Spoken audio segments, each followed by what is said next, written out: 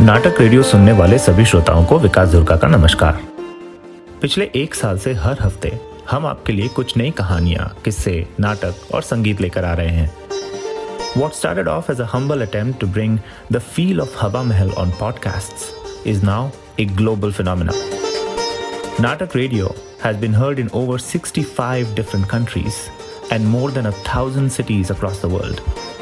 From Ghumarvi in Himachal Pradesh to Leicester in the UK, Bharat की silicon valley Bengaluru से America की silicon valley San Francisco तक। हमारी parent company नाटक की ही तरह नाटक रेडियो भी एक ओपन प्लेटफॉर्म है। If you'd like to participate in Natak Radio, want to interact with us, would like to read or have us read a certain story or radio play, please write to us at radio@natak.org. That's radio@naatak.org. Until then, keep adding drama to your life with Natak Radio.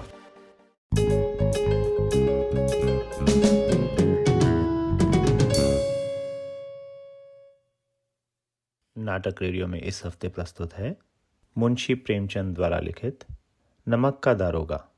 वाचक राजीव नीमा।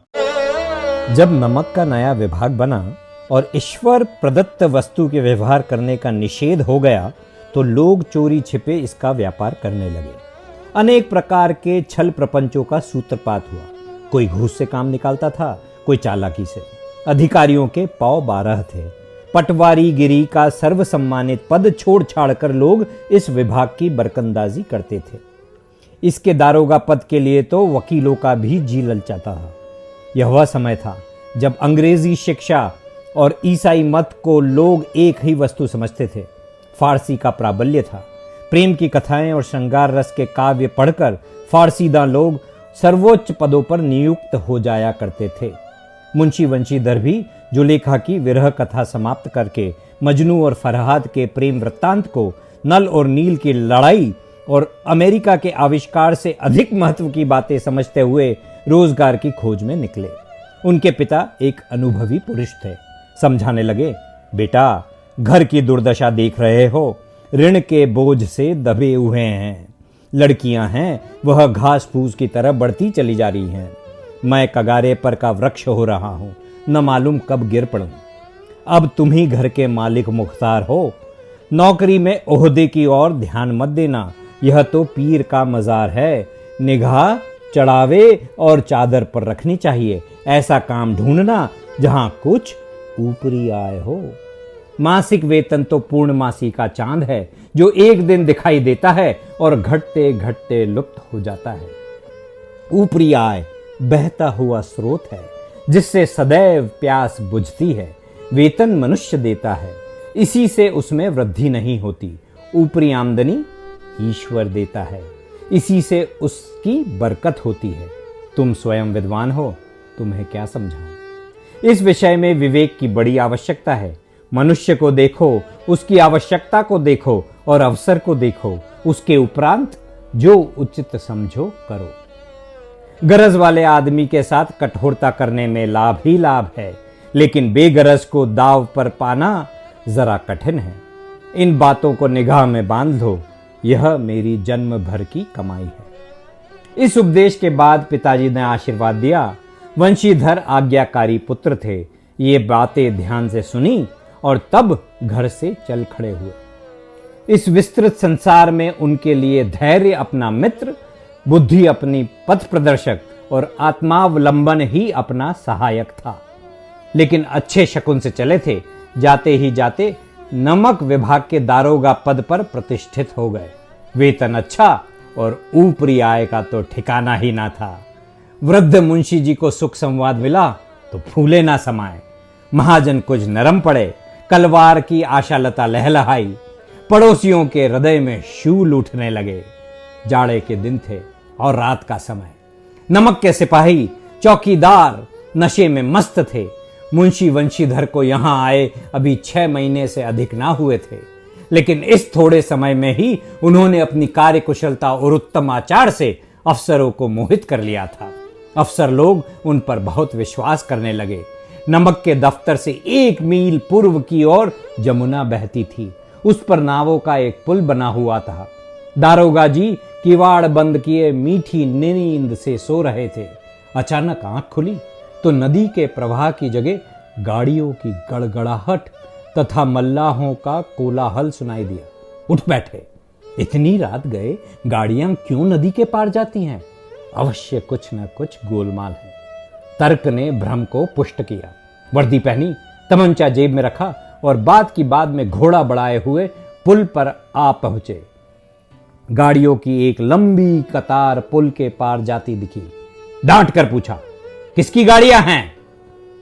थोड़ी देर तक सन्नाटा रहा। आदमियों में कुछ कानाफूसी हुई। तब आगे वाले ने कहा, पंडित अलोपी दीन की।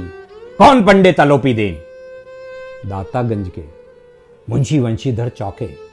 पंडित अलोपी दीन इस इलाके के सबसे प्रतिष्ठित जमींदार थे। लाखों रुपए का लेन देन करते थे।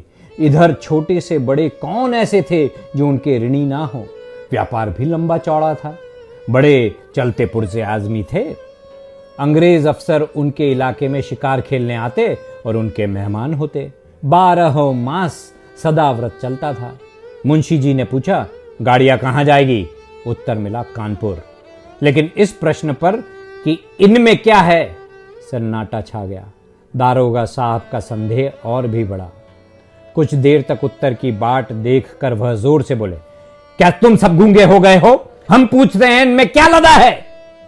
जब इस बात पर भी कोई उत्तर ना मिला तो उन्होंने घोड़े को एक गाड़ी से मिलाकर बोरे को टटोला। भ्रम दूर हो गया। यह नमक के ढेले थे। पंडित अलोपी दीन अपने सजीले रथ पर सवार कुछ सोते कुछ जागते चले आते थे।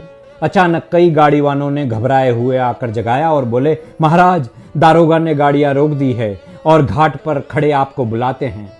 पंडित अलोपी दीन का लक्ष्मी जी पर अखंड विश्वास था। वह कहा करते थे कि संसार का तो कहना ही क्या, स्वर्ग में भी लक्ष्मी का ही राज है। उनका यह कहना यथार्थी था। न्याय और नीति सब लक्ष्मी के ही खिलौने हैं। इन्हें वह जैसे चाहती है नचाती है। लेटे ही लेटे गर्व से बोले, चलो हम आते हैं। यह कहकर पंडित जी ने बड़ी निश्चिंतता से पान के बीड़े लगाकर खाए। फिर लिहाफ ओढ़े हुए दरोगा के पास आकर बोले, बाबूजी आशीर्वाद। कहिए, हमसे ऐसा कौन सा अपराध हुआ है कि गाड़ियां रोक दी गई हैं? हम ब्राह्मणों पर तो आपकी कृपा दृष्टि रहनी चाहिए। वंशीधर रुखाई से बोले, सरकारी हुक्म। पंडित अलोपी दीन ने हंसकर कहा, हम सरकारी हुक्म को तो नहीं जानते और ना सरकार को। हमारे सरकार तो आप ही हैं। हमारा और आपका तो घर का मामला है। हम कभी आपसे बाहर हो सकते हैं? आपने व्यर्थ का कष्ट उठाया। यह हो नहीं सकता कि इधर से जाएं और इस घाट के देवता को भेंट न चढ़ावें। मैं तो आपकी सेवा में स्वयं ही आ रहा था। वंशीधर पर ऐश्वर्य की मोहिनी वंशी का कुछ प्रभाव ना पड़ा। ईमानदारी की नई उमंग थी। कड़क कर बोले, हम उन नमक हरामों में नहीं जो कौड़ियों पर अपना ईमान बेचते फिरते हैं। आप इस समय हिरासत में हैं। आपका कायदे के अनुसार चालान होगा। बस, मुझे अधिक बातों की फुर्सत नहीं है। जमादार बदलू सिंह, तुम इन्हें हिरासत में ले लो। मैं हुक्म देता हूं। पंडित अलोपी दीन स्तंभित हो गए। गाड़ीवानों में हलचल मच गई। पंडित जी के जीवन में कदाचित यह पहला ही अवसर था कि पंडित जी को ऐसी कठोर बातें सुननी पड़ी। बदलू सिंह आगे बढ़ा, किंतु रौब के मारे यह साहस न हुआ कि उनका हाथ पकड़ सके। पंडित जी ने धर्म को धन का ऐसा निरादर करते कभी ना देखा था। विचार किया कि यह अभी उद्दंड लड़का है, माया मोह के जाल में अभी नहीं पड़ा, अल्हड़ है, झिझकता है। बहुत दीन भाव से बोले, बाबू साहब, ऐसा ना कीजिए, हम मिट जाएंगे। इज्जत धूल में मिल जाएगी। हमारा अपमान करने से आपके हाथ क्या आएगा? हम किसी तरह आपसे बाहर थोड़े ही हैं। वंशीधर ने कठोर स्वर में कहा, हम ऐसी बातें नहीं सुनना चाहते। अलोपी दीन ने जिस सहारे को चट्टान समझ रखा था वह पैरों के नीचे से खिसकता हुआ मालूम हुआ। स्वाभिमान और धन ऐश्वर्य को कड़ी चोट लगी, किंतु अभी तक धन की सांख्यिक शक्ति का पूरा भरोसा था। अपने मुख्तार से बोले, लाला जी, 1000 के नोट बाबू साहब को भेंट करो, आप इस समय भूखे सिंह हो रहे हैं। वंशीधर ने गर्म होकर कहा, 1000 नहीं, 1,00,000 भी मुझे सच्चे मार्ग से नहीं हटा सकते। धर्म की इस बुद्धिहीन दृढ़ता और देव दुर्लभ त्याग पर मन बहुत झुंझलाया। अब दोनों शक्तियों में संग्राम होने लगा। धन ने उछल उछल कर आक्रमण करने शुरू किए। 1 से 5, 5 से 10, 10 से 15 और 15 से 20,000 तक नौबत पहुंची। किंतु धर्म अलौकिक वीरता के साथ इस बहुसंख्यक सेना के सम्मुख अकेला पर्वत की भांति अटल अविचलित खड़ा था। अलोपी दिन निराश होकर बोले, अब इससे अधिक मेरा साहस नहीं, आगे आपको अधिकार है। वंशीधर ने अपने जमादार को ललकारा। बदलू सिंह मन में दरोगा जी को गालियां देता हुआ पंडित अलोपी दिन की ओर बढ़ा। पंडित घबराकर 2-3 कदम पीछे हट गए। अत्यंत दीनता से बोले, बाबू साहब, ईश्वर के लिए मुझ पर दया कीजिए। मैं 25,000 पर निपटारा करने को तैयार हूं। असंभव बात है। 30,000 पर? किसी तरह भी संभव नहीं। क्या 40,000 पर भी नहीं? 40,000 नहीं, 40,00,000 भी असंभव है। बदलू सिंह, इस आदमी को अभी हिरासत में ले लो। अब मैं एक शब्द भी नहीं सुनना चाहता। धर्म ने धन को पैरों तले कुचल डाला। अलोपी दीन ने एक रुष्ट पुष्ट मनुष्य को हथकड़ियां लिए हुए अपनी तरफ आते देखा। चारों ओर निराश और कातर दृष्टि से देखने लगे। इसके बाद एकाएक मूर्छित होकर गिर पड़े। दुनिया सोती थी, पर दुनिया की जीभ जागती थी। सवेरे देखिए तो बालक वृद्ध सबके मुंह से यही बात सुनाई देती थी। जिसे देखिए वही पंडित जी के इस व्यवहार पर टीका टिप्पणी कर रहा था। निंदा की बौछारें हो रही थी। मानो संसार से अब पापी का पाप कट गया। पानी को दूध के नाम से बेचने वाला ग्वाला, कल्पित रोज नामचे भरने वाला अधिकारी वर्ग, रेल में बिना टिकट सफर करने वाले बाबू लोग, जाली दस्तावेज बनाने वाले सेठ और साहूकार, यह सब के सब देवताओं की भांति गर्दनें चला रहे थे। जब दूसरे दिन पंडित अलोपी दीन अभियुक्त होकर कांस्टेबलों के साथ हाथों में हथकड़ियां, हृदय में ग्लानि और क्षोभ भरे लज्जा से गर्दन झुकाए हुए अदालत की तरफ चले, तो सारे शहर में हलचल मच गई। मेलों में कदाचित आंखें इतनी व्यग्र न होती होंगी। भीड़ के मारे छत और दीवार में कोई भेद न रहा। किंतु अदालत में पहुंचने की देर थी। पंडित अलोपी दीन इस अगाध वन के सिंह थे। अधिकारी वर्ग उनके भक्त, अमले उनके सेवक, वकील मुख्तार उनके आज्ञापालक और अर्दली चपरासी तथा चौकीदार तो उनके बिना माल के गुलाम थे। उन्हें देखते ही लोग चारों तरफ से दौड़े। सभी लोग विस्मित हो रहे थे। इसलिए नहीं कि अलोपी दीन ने क्यों यह कर्म किया, बल्कि इसलिए कि वह कानून के पंजे में कैसे आए। ऐसा मनुष्य जिसके पास असाध्य साधन करने वाला धन और अनन्य वाचालता हो, वह क्यों कानून के पंजे में आए। प्रत्येक मनुष्य उनसे सहानुभूति प्रकट करता था। बड़ी तत्परता से इस आक्रमण को रोकने के लिए निमित्त वकीलों की एक सेना तैयार की गई। न्याय के मैदान में धर्म और धन में युद्ध ठन गया। वंशीधर चुपचाप खड़े थे। उनके पास सत्य के सिवा ना कोई बल था, न स्पष्ट भाषण के अतिरिक्त कोई शस्त्र। गवाह थे, किंतु लोभ से डावाडोल। यहां तक कि मुंशी जी को न्याय भी अपनी ओर से कुछ खिंचा हुआ दिख रहा था। वह न्याय का दरबार था, परंतु उसके कर्मचारियों पर पक्षपात का नशा छाया हुआ था। किंतु पक्षपात और न्याय का क्या मेल? जहां पक्षपात हो वहां न्याय की कल्पना भी नहीं की जा सकती। मुकदमा शीघ्र ही समाप्त हो गया। डिप्टी मजिस्ट्रेट ने अपनी तजवीज में लिखा, पंडित अलोपी दीन के विरुद्ध दिए गए प्रमाण निर्मूल और भ्रमात्मक हैं। वह एक बड़े भारी आदमी हैं। यह बात कल्पना के बाहर है कि उन्होंने थोड़े लाभ के लिए ऐसा दुस्साहस किया हो। यद्यपि नमक के दरोगा मुंशी वंशीधर का अधिक दोष नहीं है, लेकिन यह बड़े खेद की बात है कि उसकी उद्दंडता और विचारहीनता के कारण एक भले मानुष को कष्ट झेलना पड़ा।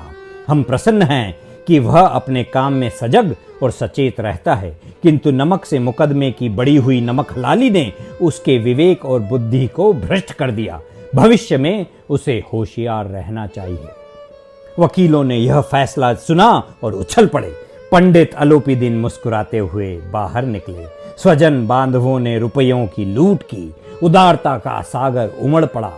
उसकी लहरों ने अदालत की नींव तक हिला दी। जब वंशीधर बाहर निकले तो चारों ओर से उनके ऊपर व्यंग बाणों की वर्षा होने लगी। चपरासियों ने झुक झुक कर सलाम किए, किंतु इस समय एक एक कटुवाक्य, एक एक संकेत उनकी गर्वाग्नि को प्रज्वलित कर रहा था। कदाचित इस मुकदमे में सफल होकर वह इस तरह अकड़ते हुए ना चलते। आज उन्हें संसार का एक खेदजनक विचित्र अनुभव हुआ। न्याय और विद्वत्ता, लंबी चौड़ी उपाधियां, बड़ी बड़ी दाढ़ियां और ढीले चोंगे एक भी सच्चे आदर के पात्र नहीं हैं। वंशीधर ने धन से बैर मोल लिया था, उसका मूल्य चुकाना अनिवार्य था। कठिनता से 1 सप्ताह बीता होगा कि मुअत्तली का परवाना आ पहुंचा। कार्यपारायणता का दंड मिला। बेचारे भग्न हृदय, शोक और खेद से व्यथित घर को चले। बूढ़े मुंशी जी तो पहले से ही कुड़बुड़ा रहे थे कि चलते चलते इस लड़के को समझाया था, लेकिन इसने एक ना सुनी, सब मनमानी करता है। हम तो कलवार और कसाई के तगादे से हैं, बुढ़ापे में भगत बनकर बैठे और वहाँ बस वही सूखी तनख्वाह। हमने भी तो नौकरी की है और कोई ओहदेदार नहीं थे, लेकिन काम किया, दिल खोल कर किया, और आप ईमानदार बनने चले हैं। घर में चाहे अंधेरा हो, मस्जिद में अवश्य दिया जलाएंगे। खेद ऐसी समझ पर। पढ़ना लिखना सब अकारत गया। इसके थोड़े ही दिन बाद जब मुंशी वंशीधर इस दुरावस्था में घर पहुंचे और बूढ़े पिताजी ने समाचार सुना तो सिर पीट लिया। बोले, जी चाहता है कि तुम्हारा और अपना सिर फोड़ लूं। बहुत देर तक पछता पछता कर हाथ मलते रहे। क्रोध में कुछ कठोर बातें भी कही, और यदि वंशीधर वहां से टल न जाते तो अवश्य ही यह क्रोध विकट रूप धारण करता।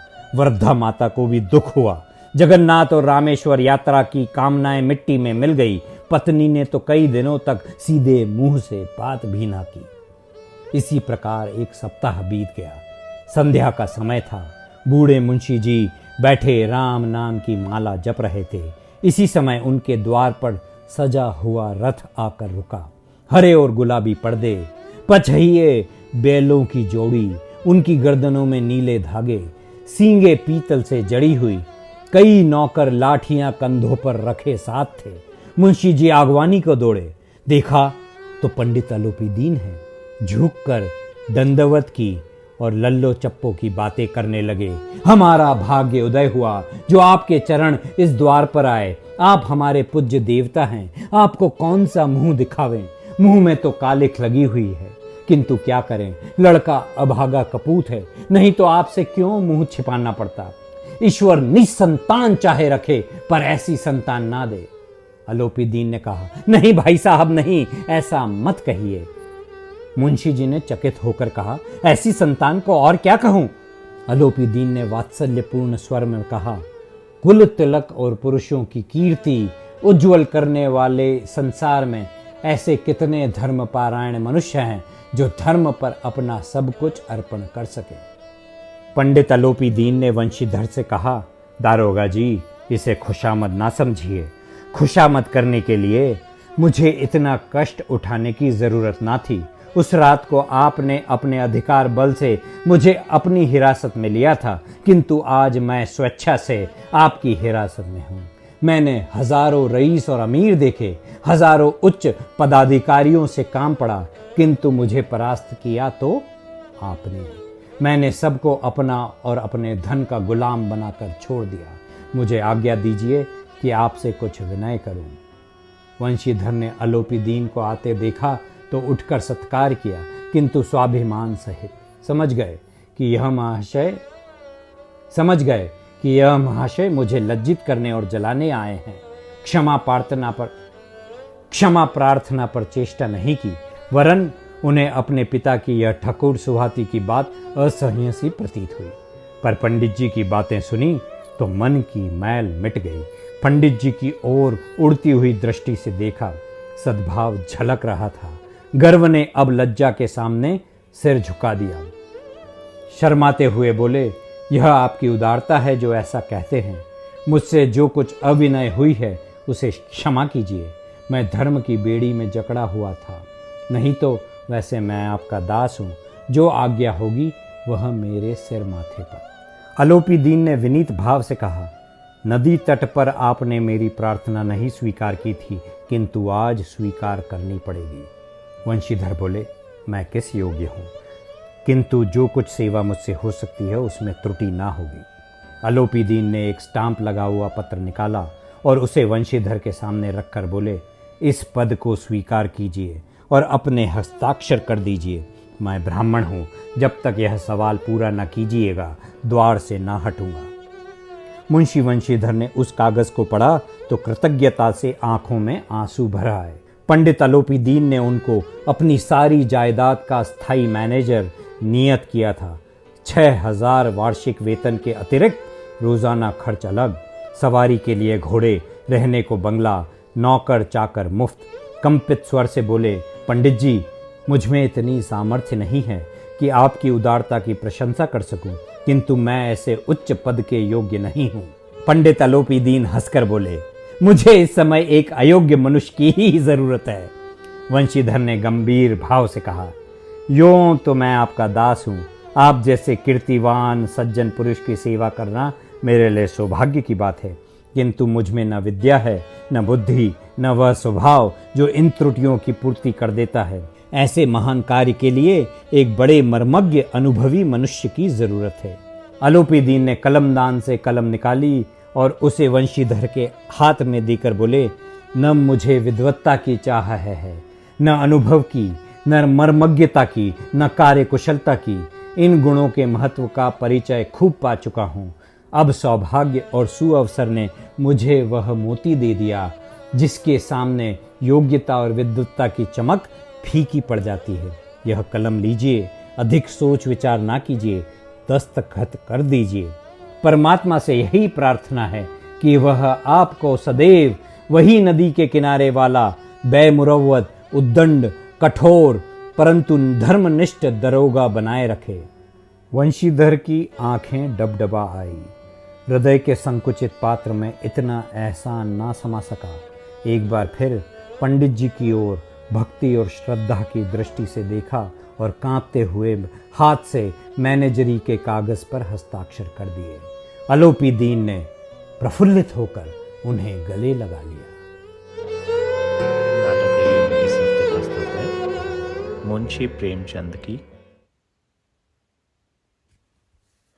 मुंशी प्रेमचंद द्वारा लिखित नमक का दारोगा।